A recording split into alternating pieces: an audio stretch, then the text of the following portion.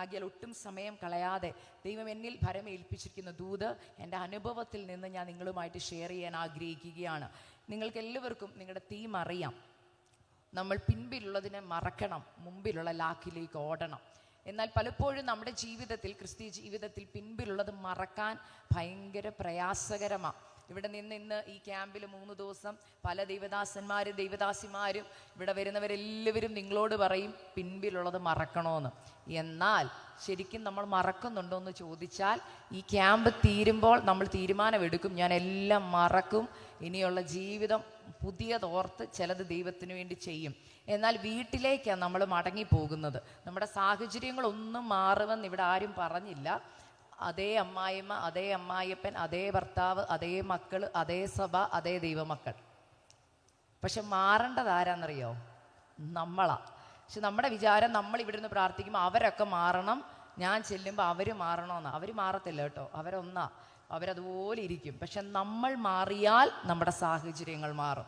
ആകയാൽ ഇന്ന് പരിശുദ്ധാത്മാവ് നിങ്ങളോട് സംസാരിക്കുവാൻ എന്നിൽ ഏൽപ്പിച്ച വചനത്തിലേക്ക് ഞാൻ കടക്കുകയാണ്. എബ്രായ ലേഖനം 12-ാം അധ്യായം അതിൻ്റെ 1-ാമത്തെ വാക്യം അതിങ്ങനെയാണ്: ആകയാൽ നാമും സാക്ഷികളുടെ ഇത്ര വലിയൊരു സമൂഹം നമുക്ക് ചുറ്റും നിൽക്കുന്നത് കൊണ്ട് സകല ഭാരവും മുറുകെ പറ്റുന്ന പാപവും വിട്ട് നമുക്ക് മുമ്പിൽ വെച്ചിരിക്കുന്ന ഓട്ടം സ്ഥിരതയോടുകൂടി ഓടുക.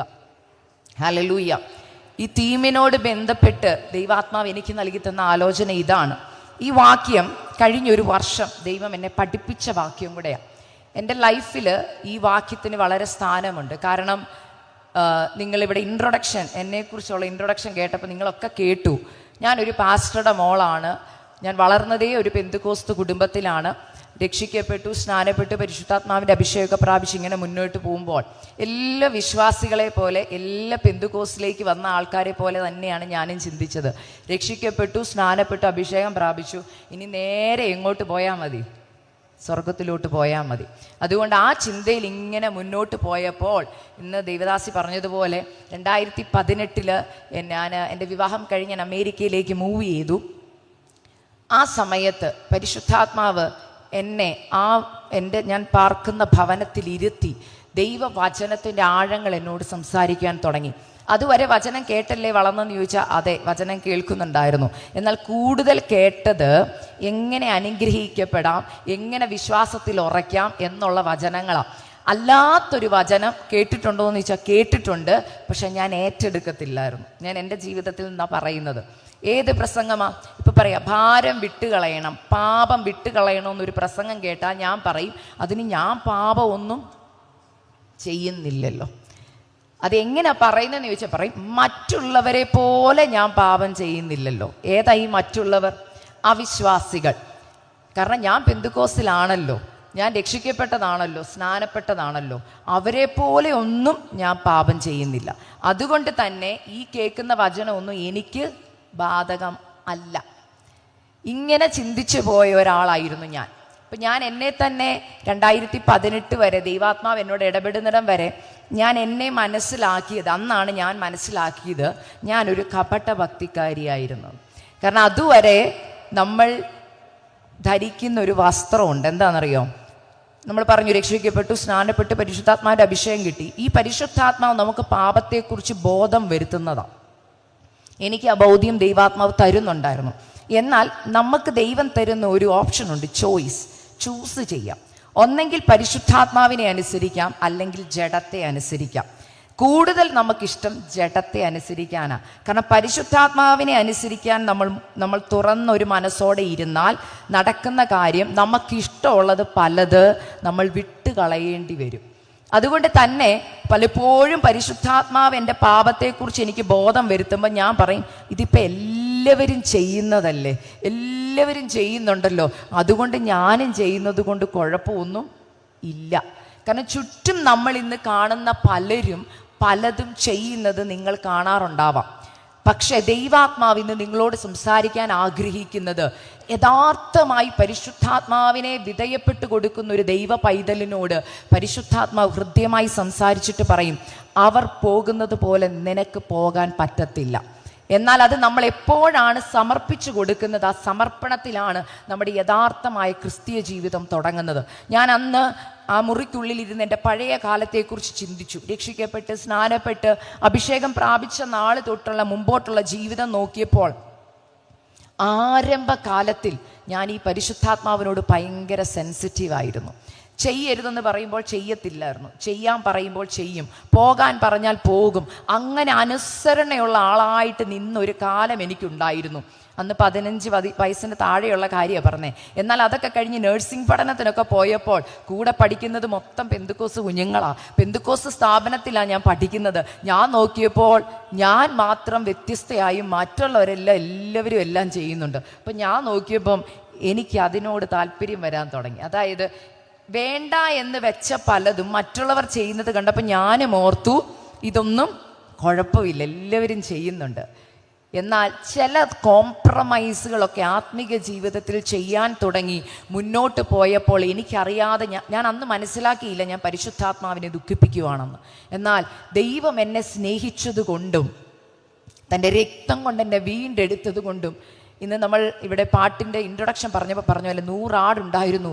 ഒന്ന് തെറ്റിപ്പോയപ്പോൾ അത് പോട്ടെന്ന് വെച്ച ഒരിടയനെ അല്ല നമ്മൾ സേവിക്കുന്നത്, സ്നേഹിക്കുന്ന ഒരിടയൻ.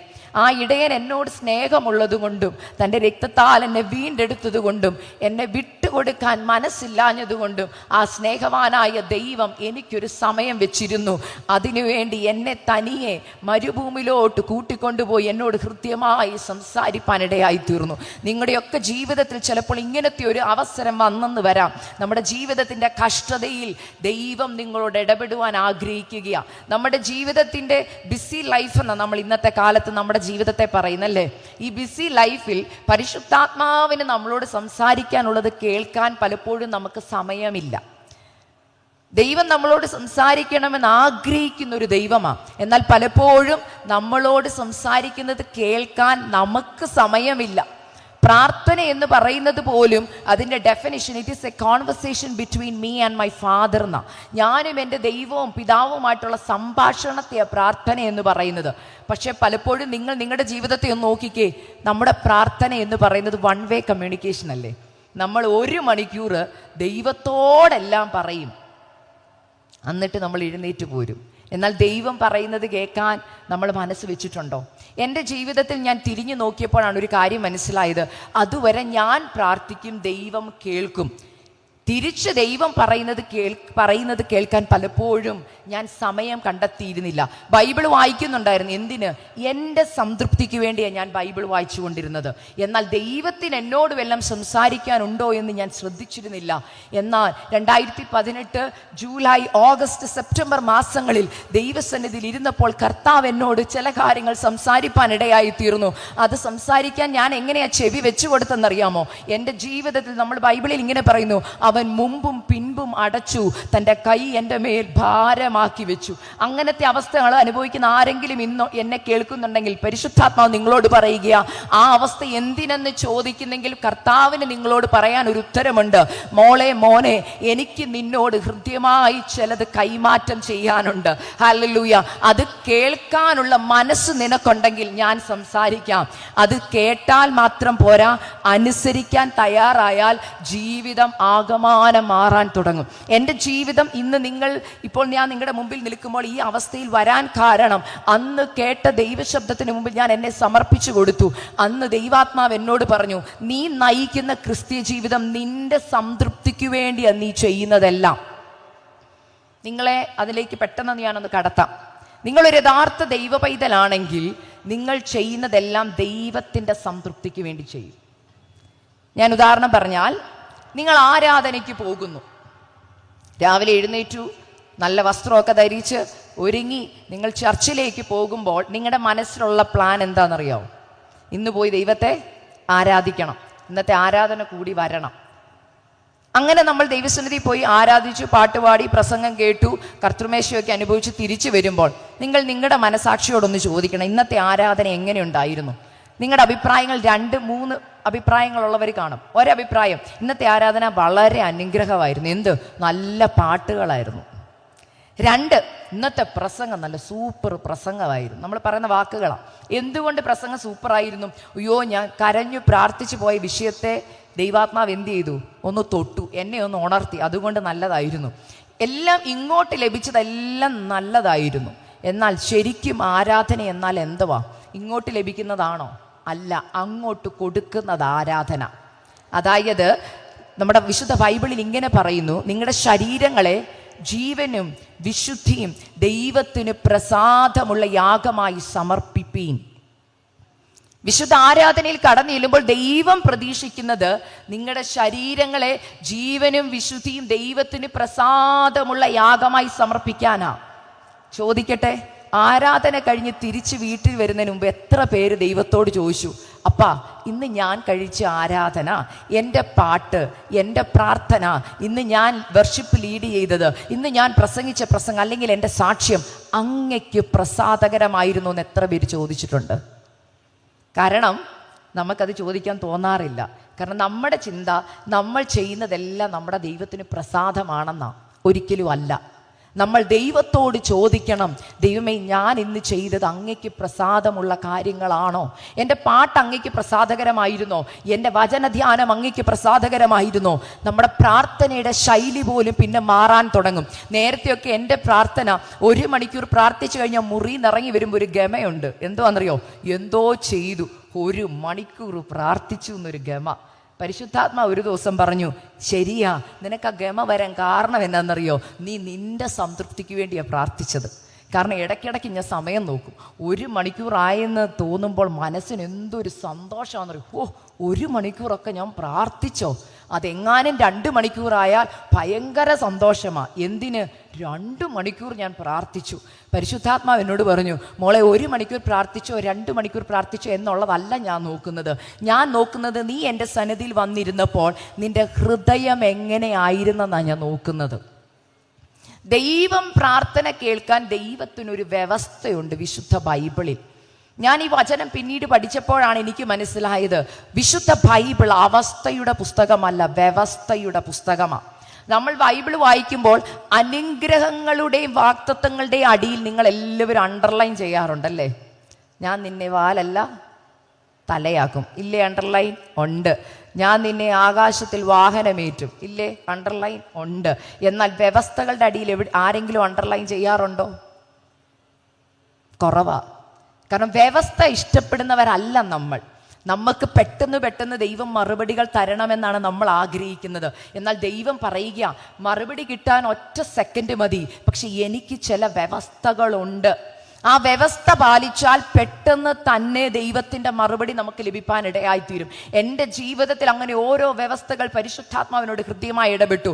അങ്ങനെ ഇടപെട്ട ഒരു വാക്യം ഇന്ന് ഞാൻ വായിച്ച കുറിവാക്യം, സകല ഭാരവും മുറുകെ പറ്റുന്ന പാപവും നീ വിടണം. ഞാൻ ഇന്ന് ഈ വചനം വായിക്കുമ്പോൾ നിങ്ങൾ ചിന്തിക്കും, സിസ്റ്ററെ ഞാൻ എൻ്റെ പാപമൊക്കെ കർത്താവിനോട് ഏറ്റുപറഞ്ഞ് ഉപേക്ഷിച്ചതാണ്. നമ്മൾ ഏറ്റുപറഞ്ഞ് ഉപേക്ഷിച്ച പാപങ്ങൾ ഒരിക്കൽ രക്ഷിക്കപ്പെടുന്നതിന് മുമ്പ് അല്ലെങ്കിൽ സ്നാനപ്പെടുന്നതിന് മുമ്പ് ഏറ്റുപറഞ്ഞ് ഉപേക്ഷിച്ച് തീർന്നു. നമ്മുടെ വിചാരം പിന്നെ അത് നമ്മളെ പിന്തുടരുന്നില്ലെന്നാണ്. എന്നാൽ നമ്മുടെ ജഡം ഈ ഭൂമിയിലുള്ളിടത്തോളം പല പാപങ്ങളും നമ്മൾ അറിയാതെ കിടക്കുന്നതുണ്ട്. ഉദാഹരണം ഞാൻ പെട്ടെന്ന് പറയാം. നമ്മുടെ വീട്ടിൽ ഒരു ഗസ്റ്റ് വരുന്നു എന്ന് പറയുമ്പോൾ നമ്മൾ പെട്ടെന്ന് ക്ലീൻ ചെയ്യുന്ന സ്ഥലങ്ങൾ എവിടെയൊക്കെ? ലിവിങ് റൂം, പിന്നെ സിറ്റ് ഔട്ട്, പിന്നെ എങ്ങാനും കഴിക്കാൻ കൊടുക്കുന്നുണ്ടെങ്കിൽ ഡൈനിങ് റൂം. നിങ്ങളുടെ ബെഡ്റൂം നിങ്ങൾ ക്ലീൻ ചെയ്യുമോ? ക്ലീൻ ചെയ്യത്തില്ല. പക്ഷെ ക്ലീൻ ചെയ്യും ഗസ്റ്റിൻ്റെ റൂം. നിങ്ങളുടെ റൂം നിങ്ങൾ ക്ലീൻ ചെയ്യാറില്ല, നിങ്ങളുടെ മക്കളുടെ റൂം നിങ്ങൾ ക്ലീൻ ചെയ്യാറില്ല. ആകെ ക്ലീൻ ചെയ്യുന്നത് ഗസ്റ്റിന് എവിടെയൊക്കെ ആക്സസ് ഉണ്ടോ അവിടെ മാത്രമേ ക്ലീൻ ചെയ്യാറുള്ളൂ. ലിവിങ് റൂമും ഗസ്റ്റ് റൂമും മാത്രം ക്ലീൻ ചെയ്ത് ഗസ്റ്റ് അവിടെ മാത്രമേ വരത്തുള്ളൂ. ഇപ്പോൾ പാസ്റ്റർ വരുന്നത് നിങ്ങൾക്കറിയാം, ഉറപ്പായിട്ട് ലിവിങ് റൂം മാത്രമേ വരത്തുള്ളൂ. അപ്പോൾ പെട്ടെന്ന് എന്താ ചെയ്യുന്നത്? സോഫയുടെ മുകളിൽ കിടക്കുന്ന തുണികളെല്ലാം എടുത്ത് മാറ്റും, സോഫയുടെ ഫ്രണ്ട് ക്ലീൻ ചെയ്യും, കാർപ്പറ്റ് ക്ലീൻ ചെയ്യും. നിങ്ങൾ ആരെങ്കിലും സോഫ മാറ്റി അടി ക്ലീൻ ചെയ്യാറുണ്ടോ? ഇല്ല. സത്യമല്ലേ? ക്ലീൻ ചെയ്യാറില്ല. എന്തിനാ? അതിൻ്റെ ആവശ്യമൊന്നുമില്ല. ഇതുപോലെ വിശുദ്ധ ജീവിതം നയിക്കുന്ന നമ്മുടെ ക്ലീനിങ്ങും ശുദ്ധീകരണം. ഞായറാഴ്ച രാവിലെ ആലയത്തിലേക്ക് കടന്നു വന്നിട്ട് ഒരൊറ്റ പ്രാർത്ഥനയാ, കർത്താവേ കഴിഞ്ഞ ആഴ്ചയിൽ എൻ്റെ വാക്കിലോ പ്രവൃത്തിയിലോ സംസാരത്തിലോ ഇടപാടുകളിലോ പ്രവർത്തനത്തിലോ നിരൂപണത്തിൽ നോട്ടം ചിന്ത ഭാവം കൊടുക്കൽ വാങ്ങലുകളിൽ വന്നതെല്ലാം എന്നോട് ക്ഷമിച്ച് അങ്ങയുടെ രക്തത്താൽ എന്നെ കഴുകി ശുദ്ധീകരിക്കണം. ഇതിനെയാണ് ഈസി ക്ലീനിങ് എന്ന് പറയുന്നത്. എന്ന് വെച്ചാൽ എന്താ? കാണുന്നിടം മാത്രം ക്ലീൻ ചെയ്തു. എവിടെയൊക്കെയാ? എന്നാൽ സോഫായുടെ അടിയിലും കർട്ടൻ്റെ പുറകിലും ജനലിൻ്റെ മൂലയിലും ഒക്കെ മറഞ്ഞു കിടക്കുന്നത് ചിലതുണ്ട്. അത് നമ്മൾ പെട്ടെന്ന് ക്ലീൻ ചെയ്യാറില്ല. ഞാൻ പറഞ്ഞു വരുന്ന ആശയം, നമ്മുടെ ജീവിതത്തിൽ മറഞ്ഞു കിടക്കുന്ന പാപങ്ങളുണ്ട്.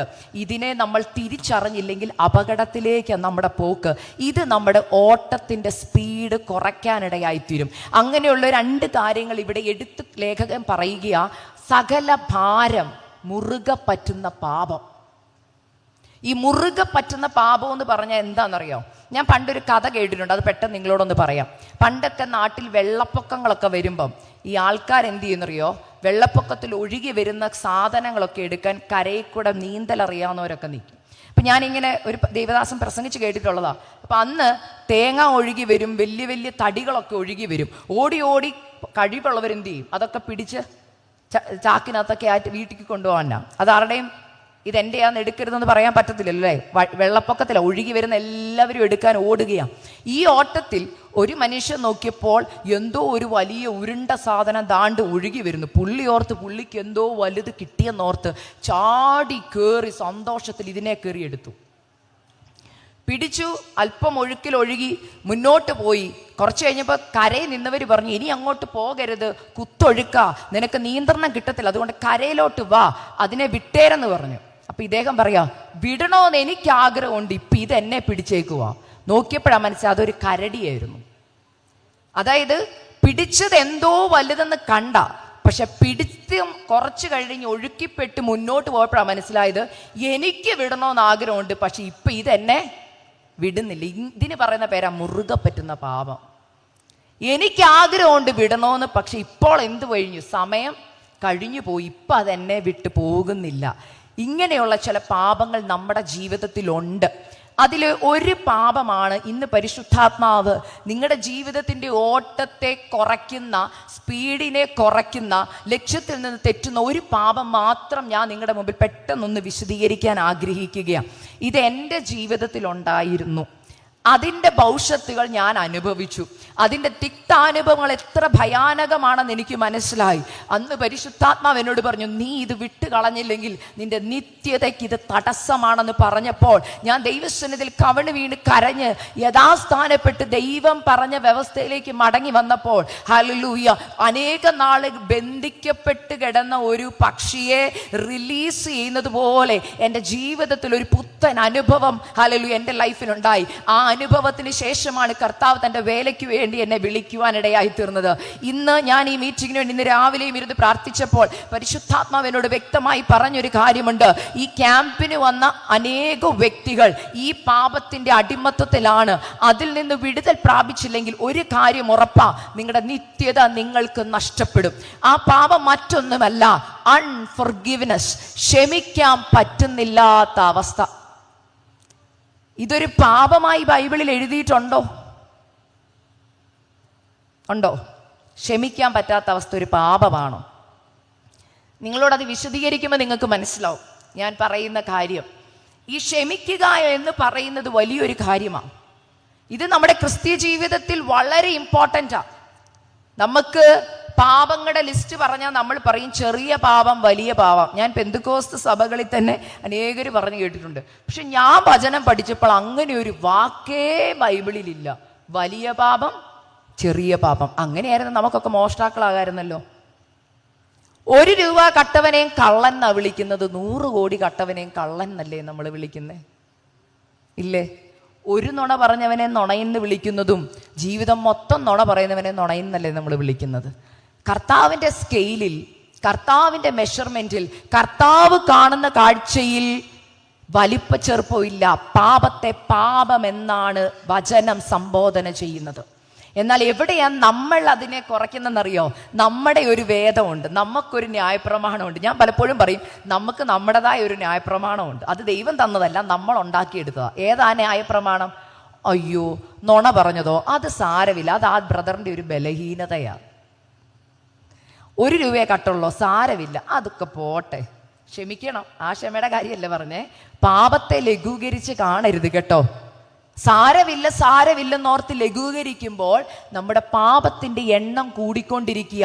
ഇത് നാളെ നിന്റെ ഭാരം. ഞാൻ പറഞ്ഞില്ലേ, നിങ്ങൾക്കൊക്കെ പരദേശി മോക്ഷയാത്ര എന്ന് പറയുന്ന ഒരു കഥ കേട്ടോ കണ്ടോ കാണും. ഇന്നത് യൂട്യൂബിൽ അതിൻ്റെ പുതിയ വേർഷൻ ഇറങ്ങിയിട്ടുണ്ട്. ഹല്ലേലൂയ. ആ പരദേശി മോക്ഷയാത്ര എന്ന് പറയുന്നത് കണ്ടിട്ടില്ലാത്തവർ അല്ലെങ്കിൽ ബുക്ക് വായിക്കാത്തവർ ഉറപ്പായും അതൊന്ന് വായിക്കണം. ഞാൻ UK പോയ സമയത്ത് ആ പരദേശി മോക്ഷയാത്ര എഴുതിയ ആളുടെ ആ സ്ഥലമൊക്കെ ഒന്ന് പോയി കാണാനിടയായിത്തീർന്നു. അവിടെ പോയപ്പോഴാണ് എനിക്ക് അദ്ദേഹം എങ്ങനെയാണ് രക്ഷയിലേക്ക് വന്നെന്നൊക്കെ അവിടെ എഴുതി വെച്ചപ്പോൾ എനിക്ക് വളരെ സന്തോഷം തോന്നി. ദൈവം അദ്ദേഹത്തിന് കൊടുത്ത വെളിപ്പാടായിരുന്നു ഈ പരദേശി മോക്ഷയാത്ര. നമ്മുടെ ജീവിതത്തിൽ നമ്മൾ രക്ഷിക്കപ്പെട്ട് കർത്താവിൻ്റെ സന്നിധി വരും. നമ്മുടെ വിചാരം ആ പഴയ പാപം കളഞ്ഞു, യെസ് വിട്ടു. എന്നാൽ നമുക്ക് വീണ്ടും ഒരു ബാഗ് ഉണ്ട്. അതെന്തിനാണെന്നറിയോ? മുമ്പിലുള്ള ലാക്കിലേക്ക് ഓടേണ്ടതിന് ചെറുതൊക്കെ പുറകിൽ എന്ത് ചെയ്യണം? എറിഞ്ഞു കളയണം. എറിഞ്ഞു കളയുമ്പോൾ നമുക്ക് മുമ്പിലോട്ടുള്ള ഓട്ടം ഓടി തീർക്കാൻ പറ്റും. എന്നാൽ ഓടി തീർക്കാൻ പറ്റാതെ ഈ ഭാരം കൂടിയാൽ, നമ്മൾ അതിനെ വിട്ടുകൊടുക്കാൻ മനസ്സില്ലാതെ മുന്നോട്ട് കൊണ്ടുപോയാൽ നമ്മുടെ ഓട്ടത്തിൽ നമ്മൾ വീണു പോകുവാനിടയായി തീരും. എന്താണ് ഈ അൺഫോർഗീവ്നെസ് നമ്മുടെ ജീവിതത്തിൽ വരുത്തുന്ന വലിയ ദോഷങ്ങൾ? ഞാൻ പെട്ടെന്നൊന്ന് എക്സ്പ്ലെയിൻ ചെയ്യാൻ ആഗ്രഹിക്കുക. കർത്താവായ യേശു ക്രിസ്തു തൻ്റെ പ്രാർത്ഥന പഠിപ്പിച്ചപ്പോൾ നമ്മളെ പഠിപ്പിച്ചൊരു കാര്യമുണ്ട്. ആ പ്രാർത്ഥനയിൽ പലപ്പോഴും നമ്മൾ അതിനെ ലഘൂകരിച്ചാ കാണുന്നത്. നമ്മളിപ്പോൾ ആ പ്രാർത്ഥന പ്രാർത്ഥിക്കാറില്ലല്ലോ, സമുദായത്തിലല്ലേ പ്രാർത്ഥന പ്രാർത്ഥിക്കാറുള്ളൂ അല്ലേ? ഏതാ പ്രാർത്ഥന? സ്വർഗസ്നായ ഞങ്ങളുടെ പിതാവേ. ആ പ്രാർത്ഥന ഇങ്ങനെ ചൊല്ലി വരുമ്പോൾ അതിലൊരു പ്രാർത്ഥനയുടെ വാചകമുണ്ട്. ഞങ്ങളുടെ കടക്കാരോട് ഞങ്ങൾ ക്ഷമിക്കുന്നത് പോലെ. ഞാൻ തുറന്നു പറയുക, ഞാൻ 4 വയസ്സുള്ളപ്പോൾ ആ പ്രാർത്ഥന പഠിച്ചതാണ്. കാരണം ഞാനൊരു കോൺവെന്റ് സ്കൂളിലാണ് പഠിച്ചത്, ചേപ്പുംപാറയിലുള്ള ക്ലൂണി കോൺവെന്റ്. ആ സ്കൂളിൽ ഞങ്ങൾ കയറുമ്പോൾ ആദ്യം ഞങ്ങളെ ഈ പ്രാർത്ഥന പഠിപ്പിക്കും. അതുകൊണ്ട് ഇംഗ്ലീഷിൽ ആ പ്രാർത്ഥന കാണാതെ അറിയാം. എന്നാൽ ജീവിതത്തിൽ അന്ന് വരെ ഞാൻ ആ പ്രാർത്ഥനയുടെ ഓരോ വാക്കും വായിച്ചിട്ടുണ്ടായിരുന്നില്ല. അന്ന് ആദ്യമായി ഞാൻ ആ പ്രാർത്ഥന വായിക്കുന്നത് പോലെ 2018 വായിച്ചപ്പോൾ അതിനകത്ത് ഞാൻ അതുവരെ കാണാത്തൊരു വാക്ക് കണ്ടു. ഏതെന്നറിയോ?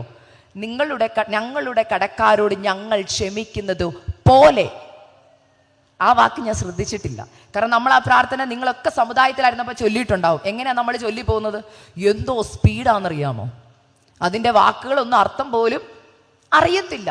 ഒറ്റ ചൊല്ല, എത്ര വേണേലും ചൊല്ലാം. അതിങ്ങനെ ചൊല്ലുക. പക്ഷെ അവിടെ ഒരു വാക്കുണ്ട്, ഞങ്ങൾ ക്ഷമിക്കുന്നത് പോലെ ഞങ്ങളുടെ കടങ്ങളും പാപങ്ങളും ഞങ്ങളോട് ക്ഷമിക്കണമേ. അത് നമ്മൾ നോക്കുമ്പോൾ അതൊരു അപേക്ഷയായിട്ട് നിങ്ങൾ കാണുന്നുണ്ടാവാം. ഏതാ? ഞങ്ങളുടെ കടക്കാരോട് ഞങ്ങൾ ക്ഷമിക്കുന്ന പോലെ ഞങ്ങളുടെ കടങ്ങളും പാപങ്ങളും ഞങ്ങളോട് ക്ഷമിക്കണമേ. ശരി, ഒരു അപേക്ഷയാ. പക്ഷെ ആക്ച്വലി അതൊരു കണ്ടീഷണൽ അപേക്ഷയാ. എന്താ ഈ കണ്ടീഷണൽ അപേക്ഷ? ഒരു വ്യവസ്ഥ പറഞ്ഞിട്ടുള്ള അപേക്ഷയാ. നമ്മൾ ദൈവത്തോട് പറയുക, ദൈവമേ, ഞാൻ മറ്റുള്ളവരോട് ക്ഷമിക്കുന്നത് പോലെ അങ്ങ് എന്നോട് ക്ഷമിച്ചാൽ മതി. മനസ്സിലായെന്ന് വിശ്വസിക്കുന്നു.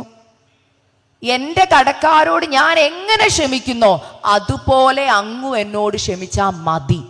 അത് അപേക്ഷയായിട്ട് നമ്മൾ അങ്ങ് പ്രസന്റ് ചെയ്യുക. അപ്പോൾ എൻ്റെ ചോദ്യം, നിങ്ങൾ എങ്ങനെ മറ്റുള്ളവരോട് ക്ഷമിക്കുന്നു? 2 രീതിയിലുള്ള ക്ഷമയുണ്ട്. വാക്കാലുള്ള ക്ഷമയുണ്ട്, ഹൃദയത്തിൽ നിന്നുള്ള ക്ഷമയുണ്ട്. ഏറ്റവും കൂടുതൽ ഇന്ന് നടക്കുന്നത് വാക്കാലുള്ള ക്ഷമയാണ്. എന്ന് വെച്ചാൽ എന്താ? ഉദാഹരണം ഞാൻ പറയാം. ഞാനും ഒരു വ്യക്തിയും തമ്മിൽ വഴക്കുണ്ടായെന്നിരിക്കട്ടെ, അല്ലെങ്കിൽ ഒരു വാക്ക് തർക്കം, അല്ലെങ്കിൽ ഒരു സ്വരച്ചേർച്ച, എന്തെങ്കിലും ഒരു കാര്യം പറഞ്ഞ് അങ്ങോട്ടോ ഇങ്ങോട്ടോ. നിങ്ങളുടെ കുടുംബത്തിലെ ആൾക്കാരെയൊക്കെ നിങ്ങൾ ചിന്തിച്ചോ? ഇന്ന് ഈ മെസ്സേജ് പറയുമ്പോൾ എനിക്കറിയാം ചിലരുടെ ഹൃദയങ്ങളെ പരിശുദ്ധാത്മാവ് തൊട്ടുണർത്തുന്ന ദിവസമായി ഇന്ന് ഈ രാവിലെ സമയം. നിങ്ങളുടെ വീടുകളിൽ നിങ്ങൾക്ക് അറിയാവുന്ന ചിലരുടെ മുഖങ്ങൾ നിങ്ങളുടെ മനസ്സിൽ കൂടെ പോകും. ഹല്ലേലൂയ. അത് അമ്മായിമ്മയാകാം, അമ്മായിയപ്പനാകാം, നാത്തൂനാവാം, ഹല്ലേലൂയ, അളിയനാവാം, സഹോദരനാവാം, പാസ്റ്ററാവാം, സഹവിശ്വാസികളാകാം, സഹശുശ്രൂഷകരാകാം, ആരുമാകാം, കൂട്ടുകാരാകാം, ജോലിക്കാരാകാം. നിങ്ങളുടെ ഹൃദയത്തിൽ ഞാൻ ഈ വചനം പറയുമ്പോൾ തന്നെ പരിശുദ്ധാത്മാവ് നിങ്ങൾക്ക് ബോധ്യം വരുത്തും ആരോടൊക്കെ നിങ്ങൾ ക്ഷമിച്ചിട്ടില്ലെന്ന്. ഹല്ലേലൂയ. ഇവിടെ പറയുന്നു, ഞങ്ങളുടെ കടക്കാരോട് ഞങ്ങൾ ക്ഷമിക്കുന്നത് പോലെ. ഞാനും ഒരു സിസ്റ്ററും തമ്മിൽ വഴക്കുണ്ടായാൽ സംസാരിച്ചു.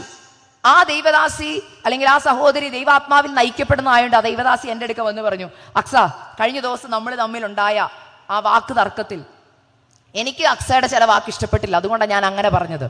എന്നോട് അക്സ ക്ഷമിക്കണം എന്ന് പറഞ്ഞു. അത് പുള്ളിക്കാരി ദൈവത്തെ അനുസരിക്കുന്നത് കൊണ്ട്. ചിലർക്ക് ക്ഷമ പോലും പറയാൻ ഇഷ്ടമല്ല. അതെനിക്ക് കാരണമുണ്ട്. ഞാൻ പറഞ്ഞതിന് എൻ്റെതായ കാരണം. അങ്ങനെ ക്ഷമ പറയേണ്ട കാര്യമൊന്നും എനിക്കില്ലെന്ന് നമ്മൾ ചിലപ്പോൾ പറയാം. ക്ഷമയോ എന്തിന്? എന്നോടെന്താ കാണിച്ചെന്നറിയാവോ എന്നുള്ള ചിന്തയും നമുക്കുണ്ടാവാം. അപ്പോൾ ഞാൻ ഇങ്ങോട്ട് ക്ഷമ ചോദിച്ചു, ഇനി ക്ഷമ കൊടുക്കേണ്ടത് ഞാനാ. മനസ്സിലായെന്ന് വിശ്വസിക്കുന്നു. ആ സഹോദരിയുടെ ഭാഗം കഴിഞ്ഞു. സഹോദരി ക്ഷമ ചോദിച്ചു. ഇനി രണ്ട് രീതിയിൽ എനിക്ക് ക്ഷമ കൊടുക്കാം. ആദ്യത്തെ ക്ഷമ, അയ്യോ ഞാനത് അപ്പോഴേ വിട്ടുകളഞ്ഞു. നമ്മളൊക്കെ പറയുന്ന വാക്കാ അല്ലേ? അത് ഞാൻ അപ്പോഴേ വിട്ടുകളഞ്ഞു. എവിടെ നിന്ന് വിട്ടുകളഞ്ഞു അറിയില്ലല്ലേ? വിട്ടുകളഞ്ഞെന്നുള്ളത് വാക്കാൽ നടന്നു. ഇനി രണ്ട്, ദൈവം നോക്കുന്നത് എന്താ? നമ്മുടെ ഹൃദയത്തെയാ. ഹൃദയം കൊണ്ട് വിട്ടുകൊടുത്തോ, വിട്ടുകളഞ്ഞോ, ക്ഷമ കൊടുത്തോ? എങ്ങനെ അറിയാം? നാളെ ഞാൻ ആ സിസ്റ്ററുടെ ഒരു ഫോൺ കോൾ കാണുക, അല്ലെങ്കിൽ എൻ്റെ ഫോണെ കാണുന്നു, അല്ലെങ്കിൽ സിസ്റ്ററെ ക്യാമ്പിൽ വെച്ച് കാണുന്നു. സിസ്റ്റർ അതുവഴി വരുമ്പോൾ ഞാൻ ക്ഷമ കൊടുത്ത വ്യക്തിയാണെങ്കിൽ, സിസ്റ്റർ ചോദിച്ചു എന്നോട് ക്ഷമ, ഞാൻ 100% ക്ഷമ കൊടുത്തെങ്കിൽ ഞാൻ ഓടിച്ചെന്ന് കൈ കൊടുത്ത് പ്രൈസ് ദി ലോർഡ് കൊടുത്തൊരു ഹഗ്ഗൊക്കെ കൊടുക്കും. 100% ക്ഷമ കൊടുത്തിട്ടില്ലെന്നുള്ള എൻ്റെ തെളിവ് എന്നാണെന്നറിയോ? സിസ്റ്റർ ഇതുവഴി വരുമ്പോൾ ഞാൻ അതുവഴി പോവും. എങ്ങാനും എൻ്റെ അടുക്കല സീറ്റെങ്കിലോ ഞാൻ പറയും, മറ്റൊരു സിസ്റ്ററോട് പറയും, ഒന്ന് ഇവിടെ ഇരിക്കാവോ, എനിക്കിവിടെ ഇരുന്നിട്ടേ കാറ്റ് കിട്ടുന്നില്ല, ഞാൻ അപ്പുറത്തോട്ടൊന്ന് മാറിയിരിക്കാം. എന്തുകൊണ്ടാ? ഇഷ്ടമില്ലാത്ത ഒരാൾ അടുത്ത് വന്നിരിക്കുന്നത്. അപ്പൊ കർത്താവ് ചോദിക്കുക, മോളെ അപ്പൊ നീ ക്ഷമ കൊടുത്തെന്ന് പറഞ്ഞതോ? കർത്താവേ ഞാൻ ക്ഷമ കൊടുത്തു, പക്ഷെ പഴയതൊന്നും മറക്കാൻ എന്നോട് പറയരുത്. ഇനി വിശുദ്ധ വേദപുസ്തകത്തിൽ എന്താണ് ക്ഷമയുടെ വ്യവസ്ഥ? നമുക്കതിലേക്കൊന്ന് കടക്കാം. മത്തായി 6:14-15 ഞാൻ നിങ്ങളെ വായിച്ചു കേൾപ്പിച്ചത്. ഞങ്ങളുടെ കടക്കാരോട് ഞങ്ങൾ ക്ഷമിക്കുന്നത് പോലെ ഞങ്ങളുടെ കടങ്ങളും പാപങ്ങളും ഞങ്ങളോട് ക്ഷമിക്കണം. അപ്പൊ ഞാൻ ക്ഷമിക്കുന്നത് പോലെയാ ദൈവം എനിക്ക് ക്ഷമ തരുന്നത്. അടുത്തൊരു വാക്യം മത്തായി 18:35, നിങ്ങൾ ഓരോരുത്തരും സഹോദരനോട്, ആ വാക്യം അറിയാമോ? അടുത്ത വാക്കാണ് ഏറ്റവും ഇമ്പോർട്ടൻറ്റ്. ഹൃദയപൂർവം ക്ഷമിക്കാഞ്ഞാൽ സ്വർഗസ്ഥനായ എൻ്റെ പിതാവ് അങ്ങനെ തന്നെ നിങ്ങളോട് ചെയ്യും. വിശുദ്ധ വേദപുസ്തകത്തിലെ വ്യവസ്ഥ ഇതാണ്. എന്താണ് ആ വ്യവസ്ഥ? നിങ്ങൾ ഓരോരുത്തരും നിങ്ങളുടെ സഹോദരനോട് ഹൃദയപൂർവം എന്ന് വെച്ചാൽ 100% ആ വ്യക്തിക്ക് ക്ഷമ കൊടുത്താൽ ദൈവവും നിങ്ങളോട് ഹൃദയപൂർവ്വം ക്ഷമിക്കും. അപ്പൊ എൻ്റെ ക്വസ്റ്റ്യൻ ഇവിടെ പറയുകയാ, നിങ്ങളുടെ സഹോദരനോട് ഹൃദയപൂർവ്വം ക്ഷമിക്കാഞ്ഞാലോ സ്വർഗസ്ഥനായ നമ്മുടെ പിതാവ് നമ്മളോടും എങ്ങനെ ക്ഷമിക്കുന്നില്ല? ഹൃദയപൂർവ്വം ക്ഷമിക്കുന്നില്ല. അപ്പൊ ഹൃദയപൂർവ്വം നമ്മൾ ക്ഷമിക്കാത്തിടത്തോളം ദൈവം നമുക്ക് ക്ഷമ തരാത്തോളത്തോളം എൻ്റെ ചോദ്യം, നമ്മൾ എന്തും മാനദണ്ഡത്തിലാ കർത്തൃമേശയിൽ നിന്ന് കൈ നീട്ടുന്നത്? നമ്മൾ എന്തു മാനദണ്ഡത്തിലാ ചർച്ച വന്നിരുന്ന് കർത്താവേ എന്നെ ശുദ്ധീകരിച്ചു എന്ന് വിശ്വസിക്കുന്നത്? എനിക്ക് കർത്താവ് ശുദ്ധീകരണം തന്നോന്ന് എങ്ങനെ അറിയുന്നത്? വിശുദ്ധ ആരാധനയിൽ നിങ്ങൾ പങ്കെടുക്കുന്നതിന് തൊട്ട് മുമ്പ് നിങ്ങൾ പ്രാർത്ഥിക്കുന്ന ആ പ്രാർത്ഥന ഞാനൊന്ന് പ്രാർത്ഥിച്ച് കേൾപ്പിച്ചല്ലോ. കർത്താവെ കഴിഞ്ഞ ആഴ്ചയിൽ എൻ്റെ വാക്കില് പ്രവൃത്തിയില് സംസാരം, ഇത് നമുക്കൊരു പെന്തക്കോസ്ത് സ്റ്റൈലായി മാറി ശുദ്ധീകരണ പ്രാർത്ഥന.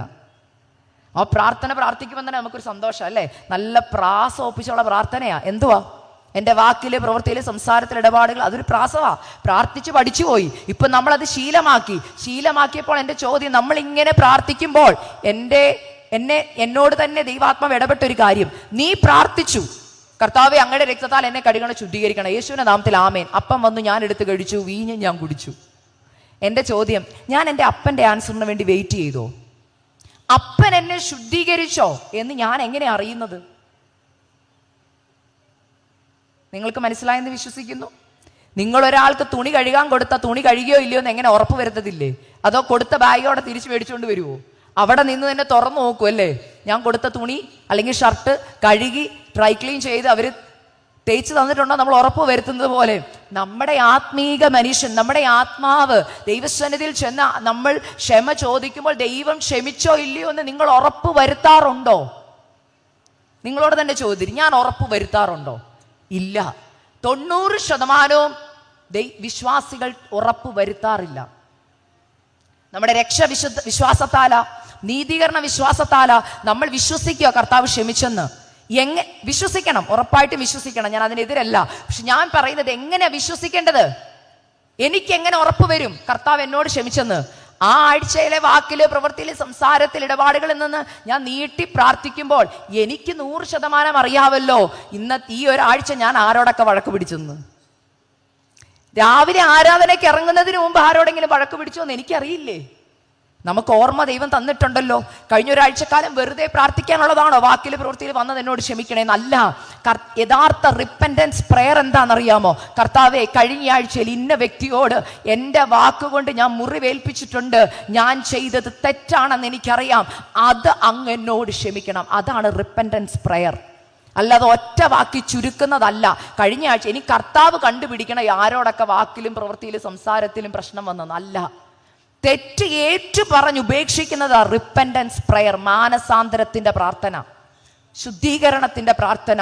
നമ്മൾ എത്ര പേർ ആരാധനയ്ക്ക് വരുന്നതിന് മുമ്പ് ശുദ്ധീകരണ പ്രാർത്ഥനയിൽ ഇരുന്ന് ചിന്തിക്കാറുണ്ട്, അല്ലെങ്കിൽ ആലയത്തിൽ വരുന്നതിന് മുമ്പ് ഇരുന്ന് ചിന്തിക്കാറുണ്ട്. കഴിഞ്ഞ ആഴ്ച ഞാൻ ഇന്നിന്ന വ്യക്തികളോട് കയർത്ത് സംസാരിച്ചിട്ടുണ്ട്, ഇന്നിന്ന വ്യക്തികളുമായിട്ട് വഴക്ക് പിടിച്ചിട്ടുണ്ട്, ഇന്നിന്ന വ്യക്തികളോട് എൻ്റെ വാക്ക് മുറിവേൽപ്പിച്ചിട്ടുണ്ട്.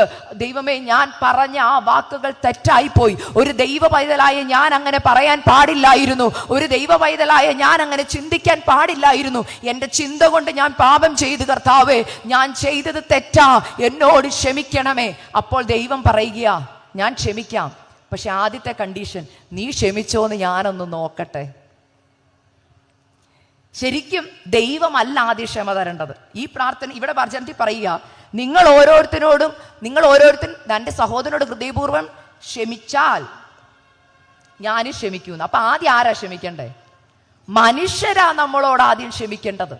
എന്നാൽ നമ്മൾ ഈ ന്യായപ്രമാണത്തെ മാറ്റി ചിന്തിക്കാൻ തുടങ്ങി. നമ്മൾ ചിന്തിക്കുന്ന എന്നാ, ചിലർ പറഞ്ഞ് ഞാൻ കേട്ടിട്ടുണ്ട്, ഞാനും ദൈവവുമായിട്ട് തീർത്തോളാം, ഞാനും ദൈവവും അടുത്ത ബന്ധവാ, മനുഷ്യരുടെ മുമ്പിലൊന്നും ക്ഷമ ചോദിക്കേണ്ട കാര്യം എനിക്കില്ല. അല്ല സിസ്റ്ററെ, ബ്രദറെ, നിങ്ങൾ തമ്മിൽ വഴക്ക്, അത് ഞാനും ദൈവമായിട്ട് തീർത്തോളാം, ദൈവത്തിന് എൻ്റെ അവസ്ഥ അറിയാം. നമ്മുടെ ചിന്ത അതാ. പക്ഷെ ദൈവം പറയുക, അവസ്ഥയിൽ പ്രവർത്തിക്കുന്നതിന് മുമ്പ് മോനെ മോളെ എനിക്കൊരു വ്യവസ്ഥയുണ്ട്. ആ വ്യവസ്ഥ ദൈവം തെറ്റിച്ചാൽ ദൈവം എങ്ങനെയാ നീതിമാനായ ന്യായാധിപതിയാകുന്നത്? എന്താ നീതിമാനായ ന്യായാധിപതിയുടെ, നീതിമാനായ ദൈവത്തിന്റെ കണ്ടീഷൻ എന്താ? മക്കളെ, നിങ്ങൾ ക്ഷമിച്ചാൽ ഞാനും ക്ഷമിക്കാം. അതായത് ഞാൻ എൻ്റെ സഹോദരിയോട് ക്ഷമ കൊടുക്കാതെ ദൈവസന്നിധി വന്ന് മണിക്കൂറുകൾ ഇരുന്ന് പ്രാർത്ഥിച്ചാലും ദൈവം പറയുക, ഞാനും ക്ഷമിക്കുന്നില്ല.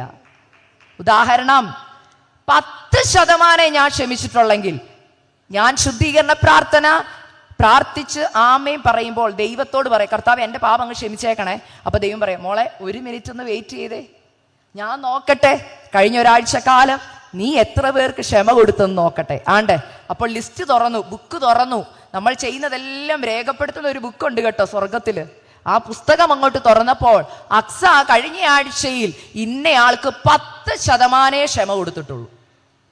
അപ്പൊ ദൈവം പറയാൻ വരുവാ, ഞാനും നിനക്ക് എത്ര ശതമാനം തരുന്നേ? 10%. പക്ഷെ നമുക്കത് കേൾക്കാൻ സമയമില്ലല്ലോ. അപ്പോഴത്തേന് കർത്താവിന്റെ ദാസൻ അപ്പമായിട്ട് വന്നല്ലോ ഫ്രണ്ടില്, ഇല്ലേ? നമുക്ക് സമയമില്ലല്ലോ. അതുകൊണ്ട് നമ്മൾ ചാടി ആമേൻ പറഞ്ഞ് വിശ്വാസത്താൽ അപ്പം എടുത്ത് വീഞ്ഞും കുടിച്ചു.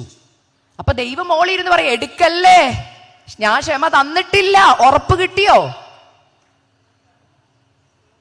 ഇത് ഹേതുവായി നിങ്ങളിൽ പലരും രോഗികളും നിങ്ങളിൽ അനേകരും നിദ്ര കൊള്ളുകയാ.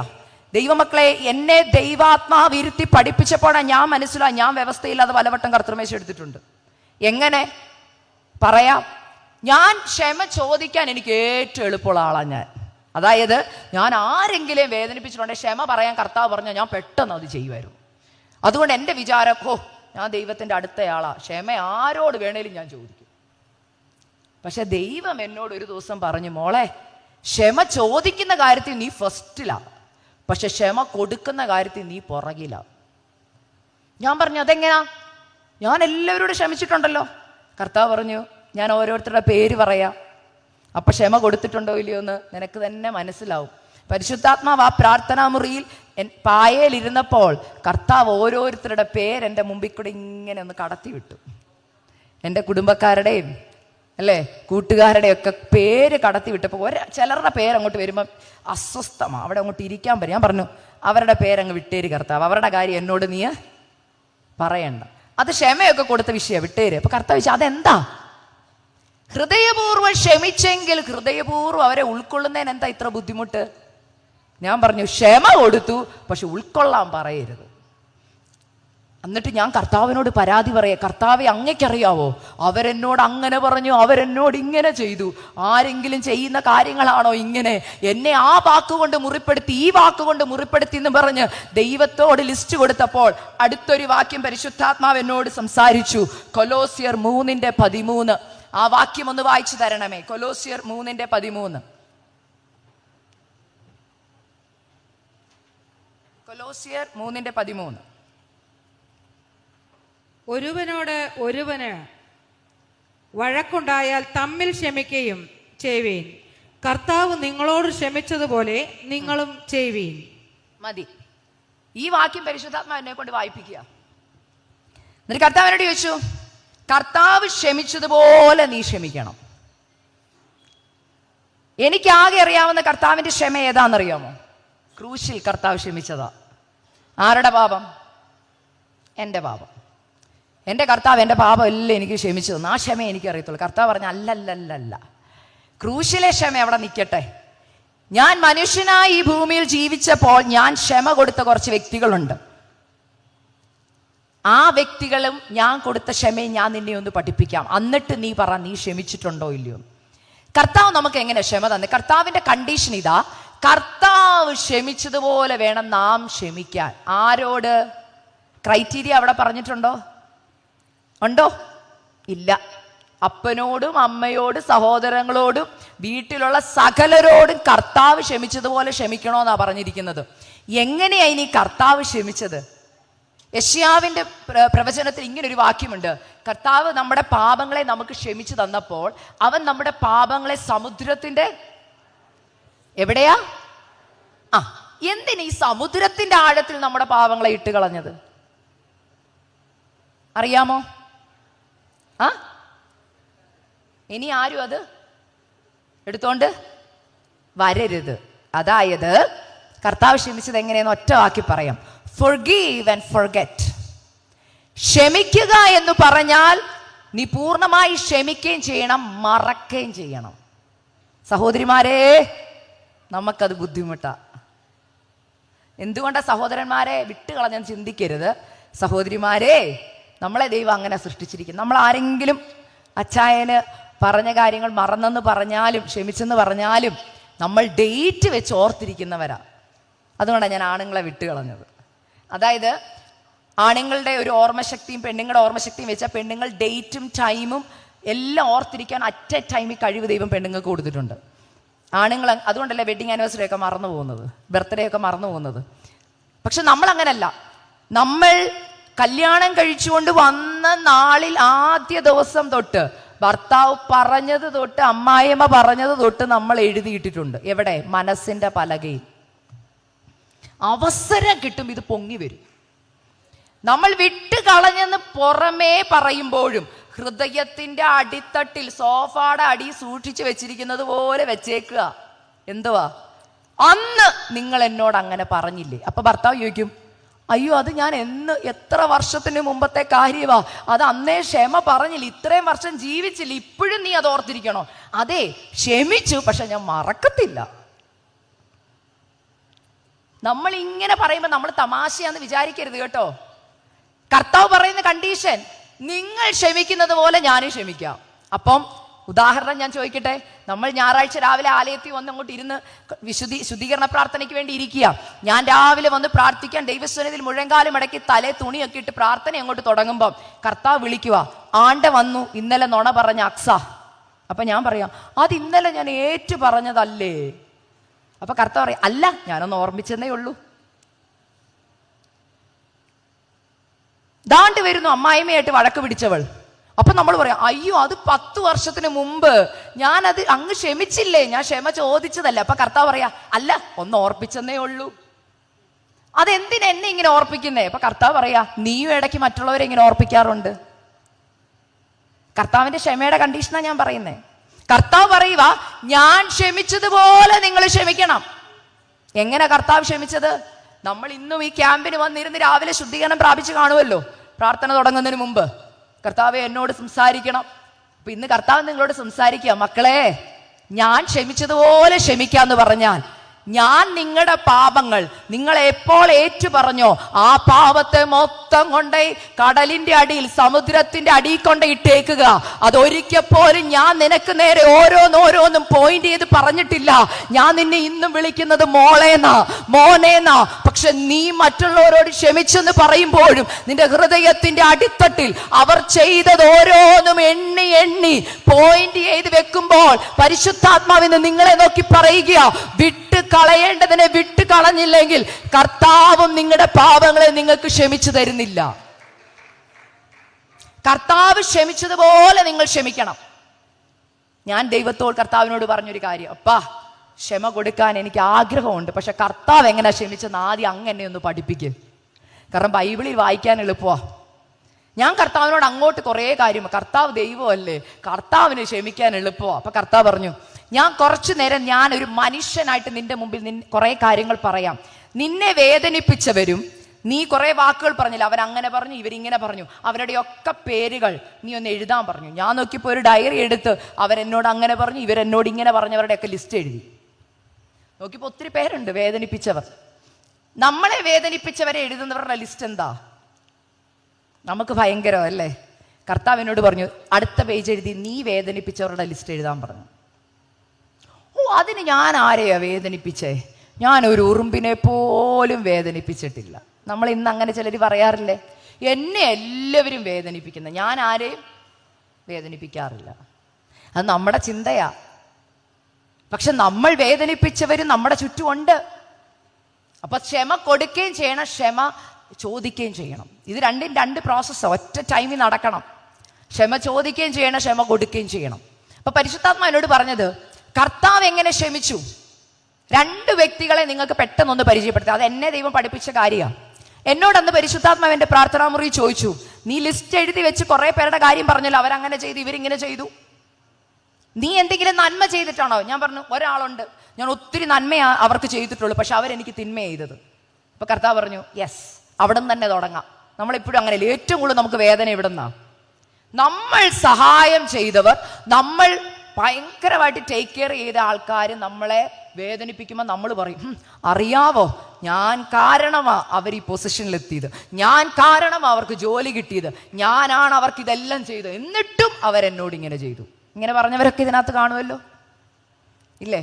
ഞാൻ പൊന്നുപോലെ നോക്കിയത്, എന്നിട്ടും അവരെന്നോട് ഇങ്ങനെ ചെയ്തു. അപ്പൊ ഇതേ കാര്യം ഞാൻ ദൈവാത്മാവിന്റെ സന്നിധിയിൽ ഇരുന്ന് പറഞ്ഞപ്പോൾ പരിശുദ്ധാത്മാവ് എന്നോട് പറയുകയാ, മോളെ നിന്റെ വികാരം ആരെക്കാളും എനിക്ക് മനസ്സിലാകും. അതിന് കാരണമുണ്ട്, നീ കടന്നുപോയ അതേ പാതയിൽ ഞാനും കടന്നു പോയിട്ടുണ്ട്. എന്നിട്ട് എന്നോട് ചോദിച്ച 2 ചോദ്യം. നീയാണ് എൻ്റെ സ്ഥാനത്തെങ്കിൽ, അതായത് യേശുവിൻ്റെ സ്ഥാനം, നിങ്ങളല്ലേ നീ ആ സ്ഥാനത്തൊന്ന് വരണം കേട്ടോ. എന്നെ പണിത ഭാഗം ഞാൻ നിങ്ങളെ പഠിപ്പിക്കുക. നിങ്ങളെല്ലാവരും ഒരു നിമിഷം യേശുവിൻ്റെ സ്ഥാനത്ത് ഒന്നിക്കണം. എന്നിട്ട് എന്നോട് പറഞ്ഞു, നിനക്ക് 12 ശിഷ്യന്മാരുണ്ടെന്നിരിക്കട്ടെ. എന്നോട് ചോദിച്ചു, നിനക്ക് യൂദയോട് ക്ഷമിക്കാനാണോ എളുപ്പം, പത്രോസിനോട് ക്ഷമിക്കാനാണോ എളുപ്പം? എൻ്റെ ആൻസർ വളരെ ക്വിക്കായിരുന്നു. ഞാൻ പറഞ്ഞു, എനിക്ക് പത്രോസിനോട് ക്ഷമിക്കാനായിരിക്കും എളുപ്പം. പിന്നെയും കർത്താവ് എന്നോട് ചോദിച്ചു, ഇരുന്ന് ചിന്തിച്ചിട്ട് ഉത്തരം പറയാൻ പറഞ്ഞു. ഒരു ദിവസത്തെ സമയമുണ്ട്. ഞാൻ ഇരുന്ന് വചനമൊക്കെ വായിച്ച് ഞാനിരുന്ന് ചിന്തിച്ചു. പത്രോസും ഞാനും ഒരുമിച്ച് നടക്കുന്നു, യൂദായുണ്ട് കൂടെ, ഇതൊക്കെ ഇരുന്ന് ചിന്തിച്ചു. അവസാനം എൻ്റെ ഉത്തരം മാറി. ഞാൻ പറഞ്ഞു, ഇല്ല കർത്താവേ, എനിക്ക് യൂദയോട് ക്ഷമിക്കാനാ കുറച്ചും കൂടെ എളുപ്പം, പത്രോസിന് ക്ഷമ കൊടുക്കാൻ പറ്റത്തില്ല. അപ്പൊ കർത്താവ് പറഞ്ഞു, കറക്റ്റ് ആൻസറാ. എന്നാ കാര്യം? നിങ്ങൾ എന്നോട് അക്സസിന് എന്തുകൊണ്ട് യൂദയ്ക്ക് ക്ഷമ കൊടുക്കാൻ പറ്റും? എനിക്കൊരൊറ്റ കാര്യമുള്ളൂ പറയാൻ, എനിക്ക് യൂദയെ ക്ഷമിക്കാൻ എളുപ്പമാണ്. കാരണം എന്നാണെന്നറിയോ? 2 കാര്യം. ഒന്ന്, അറ്റ്ലീസ്റ്റ് ചുംബിച്ചിട്ടല്ലേ തള്ളിപ്പറഞ്ഞു, അല്ലെങ്കിൽ അറിയത്തില്ലെന്ന് പറഞ്ഞതോ അല്ലെങ്കിൽ ഒറ്റിക്കൊടുത്തതോ. അതായത് പുള്ളി വാക്കുകൊണ്ട് എന്നെ എന്ത് ചെയ്തിട്ടില്ല, വേദനിപ്പിച്ചിട്ടില്ല. ചുംബനല്ലേ തന്നെ, കഴുത്തേലൊന്നും ഞെക്കി പിടിച്ചില്ലല്ലോ, ചുംബിച്ചല്ലേ. 2, എടുത്ത പൈസ വെച്ച് പുള്ളി വല്ല വീട് പണിതോ? അത് തിരിച്ചും നമ്മൾ പറയത്തില്ല, എന്നെ പറ്റിച്ച കാശ് കൊണ്ട് അവൻ വീട് വെച്ചത് അല്ലേ? നമ്മൾ ചിലരെ കുറിച്ച് പറയത്തില്ലേ, എന്നെ പറ്റിച്ച പൈസ കൊണ്ട് അവൻ ബിസിനസ് തുടങ്ങിയത്. ഇങ്ങനെയൊക്കെ നമ്മൾ പലരെയും കുറിച്ച് പറയാറില്ലേ? എന്നാ യൂദായെ, നീ പറ്റിച്ച പൈസ എന്ത് ചെയ്യേ?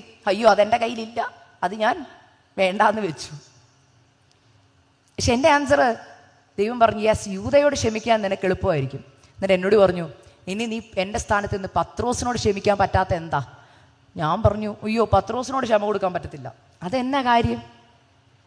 ഒരു 13 കൂട്ടം കാര്യങ്ങൾ, അതിൽ കൂടുതലുണ്ട് കേട്ടോ, ഞാൻ എഴുതി വെച്ചു എൻ്റെ പുസ്തകത്തിൽ. കാരണം വേറൊന്നുമല്ല, എനിക്ക് ക്ഷമ കൊടുക്കാൻ പറ്റാത്തവർക്ക് ഞാൻ ചെയ്തു കൊടുത്ത കുറേ കാര്യങ്ങളൊക്കെ പറയും. ഞാൻ അവർക്ക് അത് ചെയ്തു കൊടുത്തു, ഇത് ചെയ്തു കൊടുത്തു, എന്നിട്ടും അവരെന്നോട് ഇങ്ങനെ ചെയ്തു.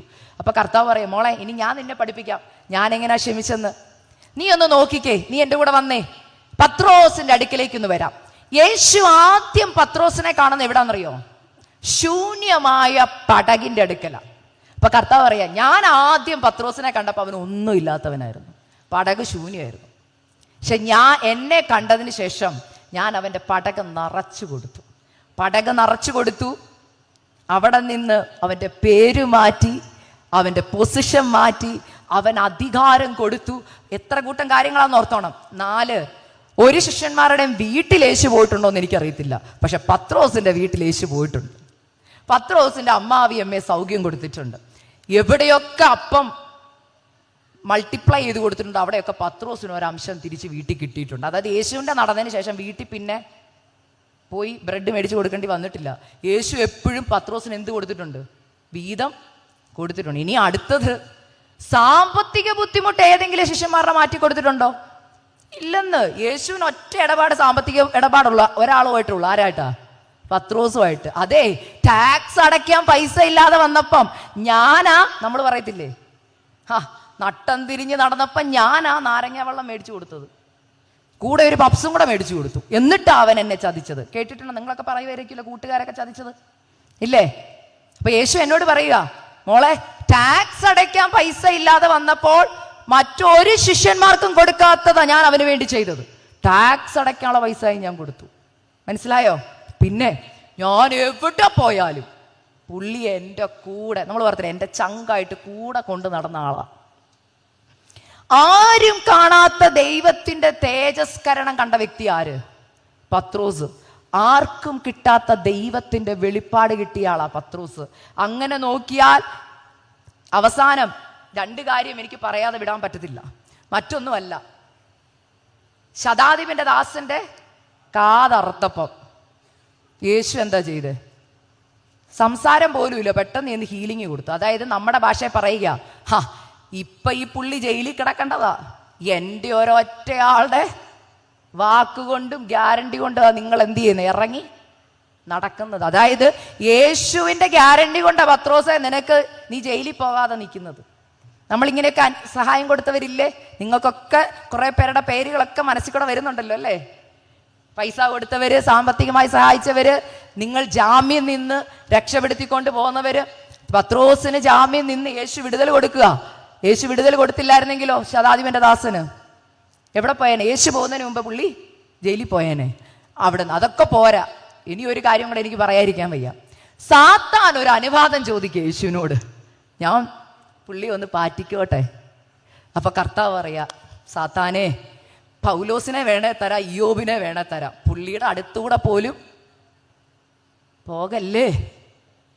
അതായത് നമ്മുടെ കാര്യത്തിൽ കർത്താവിന് അങ്ങനെ വല്ല ഉറപ്പുണ്ടോ? മനസ്സിലായെന്ന് വിശ്വസിക്കുന്നു. സാത്താന് പോലും പത്രോസിനെ ദൈവം വിട്ടുകൊടുത്തില്ല. യേശു ഇത്രയും നന്മ പത്രോസിന് വേണ്ടി ചെയ്തിട്ട് യേശു എന്നോട് ചോദിച്ചൊരു ചോദ്യമുണ്ട്, മോളെ ഞാൻ അവന് വാണിങ്ങും കൊടുത്തു, നീ ചിലപ്പോൾ എന്നെ ചിലപ്പോൾ നല്ല തള്ളിപ്പറയും, കോഴി കോവുന്നതിന് മുമ്പ് നീ എന്നെ തള്ളിപ്പറയും. ഇത്രയും പറഞ്ഞിട്ട് എനിക്കറിയാം അവൻ പ്രാർത്ഥിക്കത്തില്ലെന്ന്. അവൻ പ്രാർത്ഥിക്കാത്തത് കൊണ്ട് അവനെയും കൂടെ കൂട്ടിക്കൊണ്ടാണ് ഞാൻ ഗതസമനെ പ്രാർത്ഥിക്കാൻ പോയത്. എന്നിട്ട് അവനെ 2 വട്ടം വന്ന് ഞാൻ നിർബന്ധിക്കുകയും ചെയ്തു, മോനെ സംഭവിപ്പാളെല്ലാം ഒഴിഞ്ഞു പോകേണ്ടത് നീ എന്ത് ചെയ്യണം, ഉണർന്ന്. ഇത്രയും ചെയ്തിട്ട് 15 കൂട്ടം കാര്യങ്ങളുണ്ട്. ഇത്രയും ചെയ്തു കൊടുത്ത വ്യക്തിയാ പത്രോസ്. ആര്? യേശു പത്രോസിന്. യേശു ചെയ്ത കാര്യങ്ങളാണ് ഞാൻ പറയുന്നത്. ഇത്രയും ചെയ്തു കൊടുത്തിട്ട് അല്പം മണിക്കൂറുകൾ കഴിഞ്ഞപ്പോൾ പത്രോസ് ചെയ്തൊരു കാര്യമുണ്ട്. മാന്യമായിട്ടിരുന്നിട്ട് ഒരു വാക്ക് പറയാം. അറിയത്തില്ലെന്നല്ല പറഞ്ഞത് കേട്ടോ. ഞാൻ കരഞ്ഞു പോയത് എവിടാന്നറിയോ? ദൈവസന്നിധിയിൽ സമർപ്പിക്കാനിടയായി തീർന്ന ഭാഗം ഏതാണെന്നറിയാമോ? അവിടെ എഴുതിയേക്കുക, അവനാണ് ഇടാനും പ്രാകാനും തുടങ്ങി. എന്തുവാ പ്രാക്ക്? He started cursing. ശപിക്കാൻ തുടങ്ങിയ യേശുവിനെ. വെറുതെയാണോ ശപിക്കുക എന്ന് പറയുന്നത്? നിങ്ങളെ ശപിച്ചവർക്ക് നിങ്ങൾക്ക് ക്ഷമ കൊടുക്കാൻ പറ്റുമോ? പറ്റത്തില്ല. നിങ്ങൾ പറയും ഒരിക്കലും ഇല്ല, രാവിലെ തൊട്ട് വൈകിട്ട് വരെ എന്നെ ശപിക്കുക, ഞാൻ എങ്ങനെ ക്ഷമ കൊടുക്കുന്നത്? കർത്താവ് പറയാം, മോളെ ഞാൻ ക്ഷമ കൊടുത്തെന്ന്. എങ്ങനെ? ആർക്ക്? പത്രോസിന്. എന്തുവാ പത്രോസിന് ചെയ്തു കൊടുത്ത? 15 കൂട്ടം കാര്യങ്ങൾ. കൂടെ കൊണ്ട് നടന്നത് തൊട്ട്, അല്ലെങ്കിൽ അപ്പം കൊടുത്തത് തൊട്ട്, ടാക്സ് കൊടുത്തത് തൊട്ട് 15 കൂട്ടം കാര്യങ്ങൾ ഞാൻ വിശുദ്ധ വേദപുസ്തകത്തിൽ നിന്ന് മനസ്സിലാക്കിയപ്പോൾ കർത്താവ് എന്നോട് ചോദിച്ചൊരു ചോദ്യം, ഇങ്ങനെ നീ ചെയ്തു കൊടുത്ത ആരെങ്കിലും നിന്റെ ലൈഫിലുണ്ടോ? ഞാൻ പറഞ്ഞു, ഇത്രയൊന്നും ഞാൻ ആർക്കും ചെയ്തു കൊടുത്തിട്ടില്ല. പിന്നെ അവർ പറയുന്ന ഒരു വാക്കും കെട്ടിപ്പിടിച്ചുകൊണ്ടിരിക്കുക നാളുകളായിട്ട്, ക്ഷമിക്കത്തില്ലെന്നും പറഞ്ഞു. കർത്താവ് പറയാ, ഇത്രയും ചെയ്തു കൊടുത്തിട്ട് പത്രോസ് ആണയിടാനും പ്രാകാനും തുടങ്ങി. എന്തുവാ പ്രാക്ക്? എങ്ങനെയായിരിക്കാം പ്രാഗിയത്? ഇതാരേ യേശു? പുള്ളി ആരാന്നാ വിചാരം? എനിക്ക് ആ പുള്ളിയെ അറിയത്തേ ഇല്ല. പ്രാകുക, കേഴ്സ് ചെയ്യുക, ശാപവാക്കുകൾ ഉപയോഗിക്കുക. എന്റെ ഹൃദയം തകർന്നത് എവിടാന്നറിയാമോ? യേശു അപ്പച്ചൻ എന്നോട് ചോദിക്കുക, മോളെ, നമ്മൾ പറയത്തില്ലേ, ഞാൻ പറഞ്ഞിട്ടുണ്ട് കേട്ടോ, നിങ്ങൾ പറയാൻ ചാൻസ് ഉണ്ട്, ഞാൻ കേട്ടില്ലായിരുന്നേ കുഴപ്പമില്ലായിരുന്നു, ഇതെങ്ങനെ, അതിലും ഭേദം അവരൊരു കത്തി എടുത്ത് എൻ്റെ നെഞ്ചിനിട്ട് പറഞ്ഞിട്ടുണ്ടാവുമല്ലോ. മലയാളികളല്ലേ, നമ്മൾ ഉപയോഗിക്കുന്ന വാക്കുകളൊക്കെ ഞാൻ പറയുന്നത്. ഇതിലും ഭേദം കത്തിയെടുത്ത് എൻ്റെ ഹൃദയത്തിനകത്തോട്ട് അങ്ങ് കുത്തുന്നതാ. അതിലും വലുതാന്നാ പറഞ്ഞതിൻ്റെ അർത്ഥം. ഉപയോഗിച്ച വാക്കുകൾ പറയത്തില്ലേ നമ്മള്, ഞാൻ കേട്ടില്ലായിരുന്നേ കുഴപ്പമില്ലായിരുന്നു, ഇത് ഞാൻ കേൾക്കാൻ വേണ്ടിയാ പറഞ്ഞത്, എനിക്ക് അതുകൊണ്ട് ക്ഷമിക്കാൻ പറ്റത്തില്ല. യേശു പറഞ്ഞ ഇത് ഇങ്ങോട്ട് പറഞ്ഞപ്പോ യേശു അപ്പച്ചൻ പറയാ, മോളെ, ഞാൻ കേൾക്കാതെ അല്ല പത്രോസ് എന്നെ തള്ളിപ്പറഞ്ഞത്, ഞാൻ നല്ല സൂപ്പറായിട്ട് കേൾക്കുന്നുണ്ടായിരുന്നു. എന്താ അതിന്റെ തെളിവ്? കോഴി കൂകി, പത്രോസ് തിരിഞ്ഞു, ആരെ കണ്ടു? യേശു. യേശു തിരിഞ്ഞു പത്രോസിനെ നോക്കിയെന്ന്. അതായത് ഇവിടെ ഇരുന്ന് പറഞ്ഞത് മൊത്തം മൂന്നാമതൊരാളല്ല യേശുവിന്റെ ചെവി കൊണ്ട കൊടുത്തത്. യേശു ശാപം മൊത്തം കേട്ടോണ്ടിരിക്കുക. കേട്ടിട്ട് തിരിഞ്ഞു പത്രോസിനെ ഒരു നോട്ടം നോക്കി. ദൈവ പൈതലെ, ഞാൻ ചോദിക്കട്ടെ, നോട്ടത്തിന്റെ അർത്ഥം എന്തായിരിക്കും? പത്രോസേ, നീ എവിടെയായിരുന്നെന്ന് നിനക്കറിയാമോ? ഞാൻ നിന്നെ ആദ്യം കണ്ടപ്പോൾ നീ ഒന്നുമില്ലാത്തവനായി, പടക് ശൂന്യമായി നീ കരഞ്ഞപ്പോൾ ആ കരച്ചിൽ കണ്ടവനാ ഞാൻ. ഹല്ലേലൂയ. നിന്റെ പേര് വെറും യോഹന്നാന്റെ മകനായ ശീമോൻ, എന്നാൽ ഞാൻ നിന്റെ പേര് മാറ്റി, ഞാൻ നിന്റെ ഡെസ്റ്റിനേഷൻ മാറ്റി, ഞാൻ നിന്റെ അധികാരത്തെ മാറ്റി, ഞാൻ നിനക്ക് ടാക്സ് അടയ്ക്കാൻ കാശ് തന്നു, മറ്റൊരു ശിഷ്യന്മാർക്കും കൊടുക്കാത്ത പദവിയാ ഞാൻ നിനക്ക് തന്നത്. ഹല്ലേലൂയ. എന്റെ തേജസ്കരണം നീ കണ്ടവനാ. ഹല്ലേലൂയ. ഇത്രയും കണ്ടിട്ടും പത്രോസേ, നിനക്ക് എങ്ങനെ എന്നെ ശപിക്കാൻ കഴിയുന്നു? ഇതാണ് ഞാൻ ചിന്തിച്ചത്. എന്നാൽ കർത്താവിനോട് പറയാ, അല്ല മോളെ, എൻ്റെ നോട്ടത്തിന്റെ അർത്ഥം നീ എന്തിനാ എന്നോട് ഇങ്ങനെ ചെയ്തെന്നല്ല. അല്ല അല്ല കർത്താവ് തിരിഞ്ഞു പത്രോസിനെ നോക്കിയപ്പോൾ പത്രോസ് കരഞ്ഞെന്ന് കണ്ടിട്ടുണ്ടോ? എന്താ കരച്ചിലിന്റെ അർത്ഥം എന്നറിയാമോ? യേശുവിന്റെ കണ്ണിൽ നിന്ന് യേശു പത്രോസിനെ നോക്കുന്ന നോട്ടം നിങ്ങളുടെയൊക്കെ ഹൃദയങ്ങളിൽ കൂടെ വരണം കേട്ടോ. ഹല്ലേലൂയ. യേശു തിരിഞ്ഞു പത്രോസിനെ നോക്കുമ്പോൾ യേശു പറയുന്ന ഒരു കമ്മ്യൂണിക്കേഷൻ ഉണ്ട്. എനിക്കറിയാം നിന്റെ അവസ്ഥ, എനിക്കറിയാം നിന്റെ അവസ്ഥ. നിനക്ക് ആഗ്രഹമുണ്ടെങ്കിലും നിന്റെ സാഹചര്യങ്ങളാ നിന്നെ ഇങ്ങനെ ആക്കിയത്. സാരമില്ല, എനിക്കറിയാം നിനക്കൊന്നിന്റെ കുറവുണ്ടെന്ന്. അത് ഞാൻ എത്രയും വേഗം നികത്തും. പരിശുദ്ധാത്മാവിന്റെ അഭിഷേകം, പരിശുദ്ധാത്മാവിന്റെ ശക്തി, അത് നിന്റെ മേൽ വന്നു കഴിയുമ്പോൾ നീ എന്നെ തള്ളിപ്പറയുന്നവനായിട്ടല്ല, എനിക്ക് വേണ്ടി ക്രൂശിൽ ഹല്ലേലൂയ മരിക്കുന്ന ഒരു യോദ്ധാവാക്കി ഞാൻ നിന്നെ മാറ്റും. യേശുവിന്റെ ആ നോട്ടത്തിലാ പത്രോസ് മാനസാന്തരപ്പെട്ടത്. ഇന്ന് ചിലരെ യേശു നോക്കുകയാ, യേശു ചോദിക്കുകയാ, മാനസാന്തരപ്പെടാൻ നിനക്ക് മനസ്സുണ്ടോ? യേശു നമുക്ക് ചെയ്തത് വെച്ച് നമ്മൾ നമ്മുടെ ജീവിതത്തെ നോക്കിയാൽ നമുക്ക് ഈസി ആയിട്ട് മറ്റുള്ളവർക്ക് ക്ഷമ കൊടുക്കാൻ പറ്റും. യേശു എന്നോട് ചോദിച്ചു, ഇനി നിനക്ക് ക്ഷമ കൊടുക്കാവോ? ഞാൻ പറഞ്ഞു, ഈസി ആയിട്ട് കൊടുക്കാം. ഞാൻ ഇത്രയൊന്നും ചെയ്തിട്ടില്ല ഇവർക്ക്, പക്ഷെ അവർ പറഞ്ഞ ഓരോ വാക്കും എന്നെ വേദനിപ്പിച്ചതിന്റെ പേരിലാ ഞാനിത് വെച്ചോണ്ടിരിക്കുന്നത്. ദൈവമക്കളെ, കപടഭക്തി ഏതിൽ നിന്നാ വരുന്നെന്നറിയാമോ? വ്യാജഭാവം. 1 പത്രോസ് 2:1-2 എന്നെ മാനസാന്തരപ്പെടുത്തിയ വാക്യങ്ങളാ കേട്ടോ. 1 പത്രോസ് 2:1-2 ആകിയാൽ നിങ്ങളിലെ സകല ദുഷ്ടത, എല്ലാ ചതിവ്, വ്യാജഭാവം, അസൂയ എല്ലാം നുണയെ നീക്കിക്കളയണം. എന്താ ഈ വ്യാജഭാവം? ഞാൻ പറഞ്ഞില്ലേ, ക്ഷമ കൊടുക്കാൻ പറ്റാത്തൊരവസ്ഥ. ക്ഷമ കൊടുക്കാൻ പറ്റാത്തപ്പോൾ നമ്മൾ ആ വ്യക്തിയെ കാണുമ്പോൾ കാണിക്കുന്ന അഭിനയത്തിനാണ് വ്യാജഭാവം എന്ന് പറയുന്നത്. അതായത് ഞാൻ പറഞ്ഞില്ല, ഇപ്പൊ രണ്ടുപേര് തമ്മിൽ വഴക്കുണ്ടായി. ആ വ്യക്തി പിറ്റേ ദിവസം രാവിലെ ആലയത്തിൽ വരിക. ആലയത്തിൽ വന്നിരിക്കുമ്പോൾ നിങ്ങളുടെ തൊട്ടടുത്തിരുന്നു.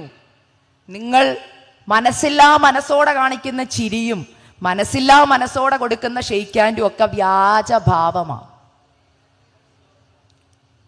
ഉദാഹരണം പറഞ്ഞാൽ, ആരെക്കുറിച്ചെങ്കിലും കുറ്റം പറഞ്ഞുകൊണ്ടിരിക്കുമ്പോൾ വീട്ടിലേക്ക് അതേ വ്യക്തി കയറി വരുമ്പോൾ പെട്ടെന്ന് മുഖംമൂടി മാറ്റിയിട്ട് പറയത്തില്ല, അയ്യോ ഇപ്പോഴും കൂടെ നിങ്ങളുടെ കാര്യം പറഞ്ഞതേ ഉള്ളൂ, എന്താ പറഞ്ഞെന്ന് പറയുവോ? പറയത്തില്ല. കുറ്റവാ പറഞ്ഞത്. പക്ഷേ ഈ വ്യക്തി അടുക്കലേക്ക് വരുമ്പോൾ നമ്മൾ ഭാവമൊക്കെ, അയ്യോ ഇപ്പോഴും കൂടെ നിങ്ങളുടെ കാര്യം പറഞ്ഞോളൂ. ഈ വ്യക്തി വിചാരിക്കുന്നു അവരെക്കുറിച്ച് ഭയങ്കര സ്നേഹത്തോടാണ് പറഞ്ഞതെന്ന്. പിന്നെ കാണിക്കുന്നതിൻ്റെ പേര് അഭിനയം. ഇത് ദൈവസന്നിധിയിലും ഉണ്ട് കേട്ടോ.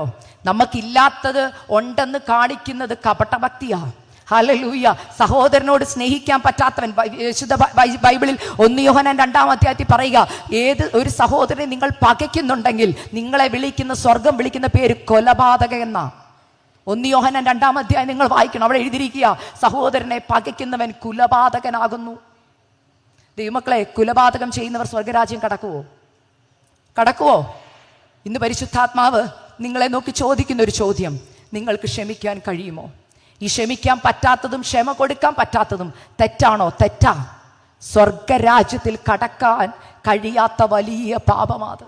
ഞാൻ പറയുക, സകല ഭാരവും മുറുകെ പറ്റുന്ന പാപമായത്. ഇത് അനേകരെ മുറുകെ പിടിച്ചോണ്ടിരിക്കുക. ചിലർ പറയും, സിസ്റ്റർ എനിക്ക് ക്ഷമിക്കണമെന്ന് ആഗ്രഹമുണ്ട്, പക്ഷെ ക്ഷമിക്കാൻ, അതാ ഞാൻ പറഞ്ഞ, മുറുകെ പിടിച്ചുകൊണ്ടിരിക്കുക. ആദ്യം തൊട്ടേ ക്ഷമിക്കായിരുന്നു, പക്ഷെ ആദ്യം തൊട്ട് ക്ഷമിക്കാൻ പറ്റാതെ സാരമില്ല, നാളെ ആവട്ടെ, ഇനി അവസാനം ഒരു കാര്യം കൂടെ പറഞ്ഞ് നിർത്തുകയാണ്.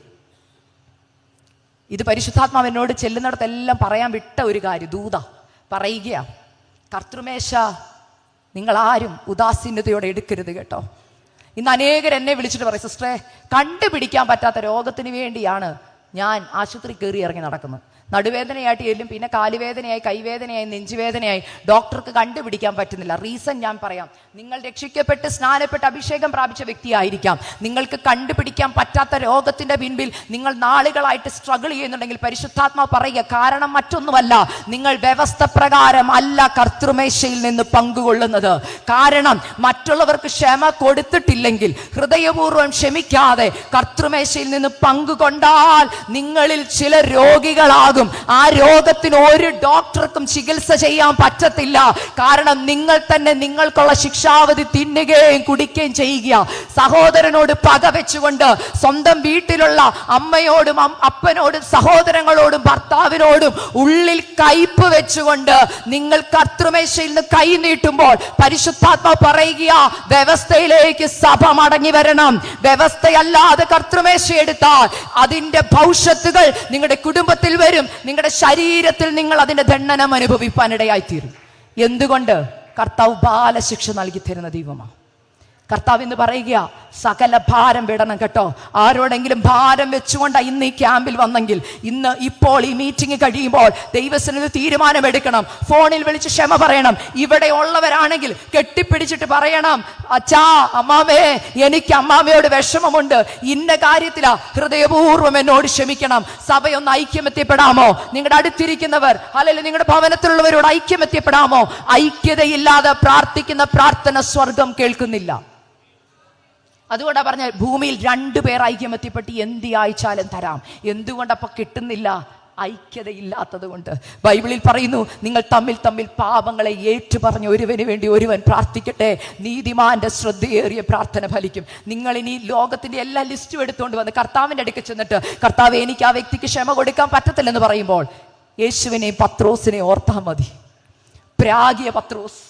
പ്രാഗിയ പത്രോസ്, ശപിച്ച പത്രോസിനെ യേശു ഉയർത്തെഴുന്നേറ്റ് കഴിഞ്ഞ് പോയൊന്ന് കണ്ടിട്ട് ചോദ്യം ചോദിക്കുക, മോനെ, നീ ഇവയിൽ അധികമായി എന്നെ സ്നേഹിക്കുന്നോ? ഞാൻ ചോദിക്കട്ടെ, ഞാനായിരുന്നെങ്കിൽ ഉയർത്തെഴുന്നേറ്റ് കഴിഞ്ഞ് ആദ്യം ചെല്ലുന്ന കാണുന്നത് മക്തലക്കാരത്തി മറിയല്ല, പത്രോസിന് ഇങ്ങോട്ട് വാടാ, 2 എണ്ണം ചോദിക്കാനുണ്ട്. ഇത് പറഞ്ഞ് തീർത്തിട്ട് മതി ഇനിയുള്ള സ്വർഗാരോഹണമെന്ന് ഞാൻ പറഞ്ഞേനെ. കാരണം പറയാൻ ഒത്തിരി. നിനക്കെന്നെ അറിയത്തില്ലല്ലേ?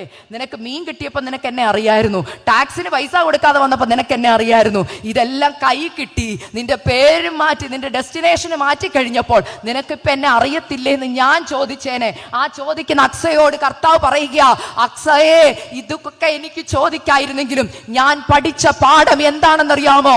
ഞാൻ ഹൃദയപൂർവ്വം അവനോട് ആ തിരിഞ്ഞു നോക്കിയപ്പോൾ അവൻ കരഞ്ഞില്ലേ? ആ കരച്ചിലിനകത്ത് ഒരു കുറ്റബോധം ഉണ്ടായിരുന്നു. അപ്പായെ, പറ്റിപ്പോയി, എന്നോട് ക്ഷമിക്കണമെന്ന്. ആ ക്ഷമയുടെ പ്രാർത്ഥനയുടെ മുമ്പിൽ ഞാൻ പത്രോസിന് ക്ഷമ കൊടുത്തു. അതുകൊണ്ടാ ഉയർത്തെഴുന്നേറ്റ് കഴിഞ്ഞപ്പോൾ ആ കാര്യത്തെക്കുറിച്ച് അവനോട് സംസാരിക്കാഞ്ഞത്. സംസാരിച്ചിരുന്നെങ്കിൽ നമുക്കൊരു പത്രോസിനെ പിന്നെ കിട്ടത്തില്ലായിരുന്നു. യേശു ക്ഷമിച്ചു, യേശു മറന്നു കളഞ്ഞു. അതുകൊണ്ട് അത് തുടങ്ങിയില്ല. യേശു ചോദിച്ചത്, മോനെ നീ ഇതിലും അധികമായി എന്നെ സ്നേഹിക്കുന്നോ? ഹല്ലേലൂയ.